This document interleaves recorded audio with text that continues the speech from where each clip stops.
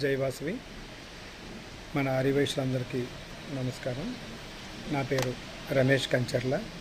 నన్ను ఐవీఎఫ్ రాష్ట్ర విభాగానికి జాయింట్ సెక్రటరీగా నియమించిన మన రాష్ట్ర అధ్యక్షులు కోన శ్రీనివాసరావు గారికి, అలానే మన రాష్ట్ర ప్రధాన కార్యదర్శి అయిన మోహన్ రావు గారికి ప్రత్యేక ధన్యవాదాలు తెలుపుకుంటున్నాను.